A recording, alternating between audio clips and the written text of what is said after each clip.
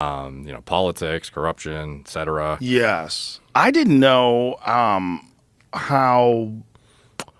I wouldn't say there's a lack of comprehension in the comprehensiveness in the USADA test, but they're not bulletproof. Yeah, it's not that they're not trying. It's like they only have so much. Well, I guess like who's interpreting that? Some people might say otherwise, but it is budget restricted, so you can only do so much testing on every fighter, and then sometimes their choice of who's being tested though is definitely a little bit iffy. Like there was the light heavy guy, I think it was Jiri, or what's his name?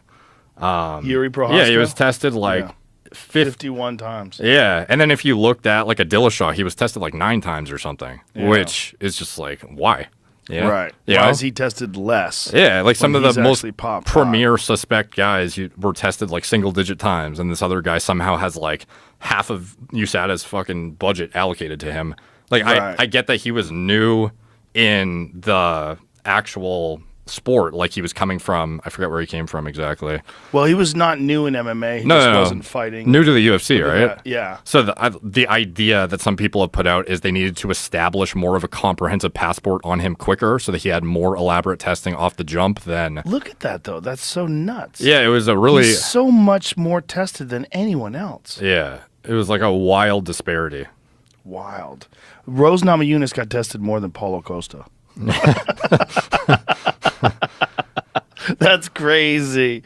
Neil Magny got tested more than Paulo Costa. That is nuts. And for Dillashaw only getting single-digit tests, it was like... Yeah. It just very much brought into question, like, were they hoping he'd have more leeway in order to not have, like give him the opportunity to actually have a good fight when he's coming back, sort of thing? Like, there's a lot of speculation, obviously. You couldn't say one way or another what actually is going on.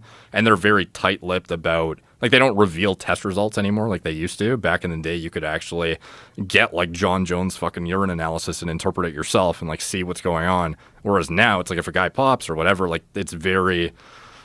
You can't really get insight onto what their decision-making process is. Like, even when asked about Conor, they were very, very vague in their answer. It was very much just like, this is what the rule set is for getting in and out of the pool and the testing window that you need to be subject to in order to be qualified to fight again.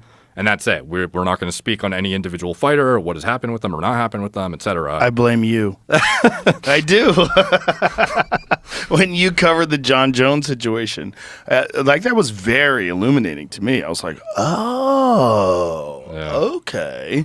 And then you were talking about the test levels and the epitestosterone to testosterone ratio and how it was all off. And all of these points seem to indicate that someone who is supplementing with exogenous hormones.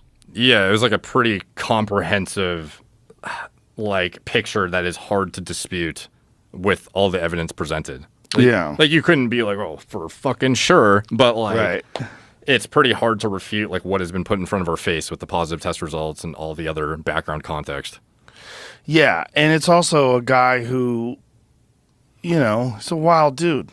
Yeah. He's doing a lot of wild shit. He's doing coke. Like, it's not like his body's a temple. Yeah. You know? What do you think about his comeback?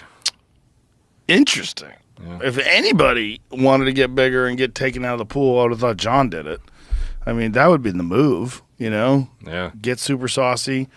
I wonder if he saw the situation and was like, fuck. Yeah, probably. Because he's trying to come back naturally. But he's fucking big as shit now. He's like 255, 260 now. The question is, that's a lot of time off. But if Francis Ngannou versus John Jones is the big fight, well, Francis has had to take a lot of time off as well because Francis had a torn MCL and ACL, had to get surgery, reconstructed his leg, rehabilitated it, out for over a year. So that, to me, is very interesting. I like that fight because Francis has had a lot of time off, John's had a lot of time off, and, you know, it's commensurate, at least close. I mean, obviously Francis has been more active recently, but at least that time off makes sense to me. And it's a very compelling fight. And I think John, his background, his resume does warrant an immediate shot at the title. He is absolutely one of the greatest fighters of all time. No ifs, ands, or buts. And him stepping up from light heavyweight, relinquishing the title, voluntarily saying, I'm done with this. I'm going to move up to heavyweight and be the heavyweight champ. And then building himself legitimately into a heavyweight and then documenting it all. Showing all the deadlifts, showing all the squats, showing... put on size and put on some body fat. That's compelling. What do you foresee as, if it happened, what would be your prediction? Well, the grappling of John Jones is very difficult to deal with. I mean, for a guy like Francis Ngannou, who was primarily a striker and was taken down on multiple occasions by Stipe Miocic and really dominated in their first fight, the question is, has Francis gotten better at grappling? Well, he definitely has, because he beat Cyril Gane with grappling. That was the fight that he fought with his blown-out leg.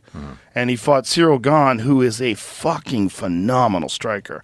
I don't know if you saw Cyril Gane versus Tai Tuivasa. Yeah. Holy shit, is Cyril Gane good. He's so technical, so smooth, and his combinations are and Francis beat him with his grappling.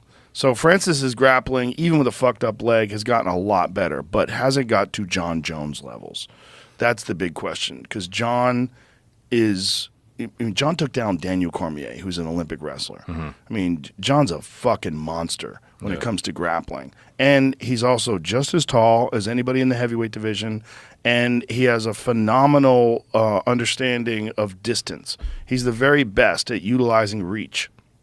But when he goes up, he's now fighting guys that are his height and his, and even bigger than him in Francis. Yeah. So how does he deal with that? How does he deal with a guy like Cyril Gane? How does he deal with these? It's interesting to find out. And I love the fact that, he really didn't want to do light heavyweight anymore. He's like, I'm done. I want a new challenge. I want to be a 2-division champion. But it's a long time. It's taken a long time. How old is he now? Do you know? I would imagine John's 35, 36 maybe. What is peak fighter age? 35? Around there. How old is he? Yep, 35. He's 35? I think peak fighter age is probably 30 to 34. Okay. If I had to guess. And below, obviously. Some elite fighters are 26, 27. But when it gets to championship level, there's one thing like prospects. It's very rare that someone is at championship level that young. That's why John was so amazing. John was the youngest ever UFC champion, and was as elite as anybody alive when he was 22 years old.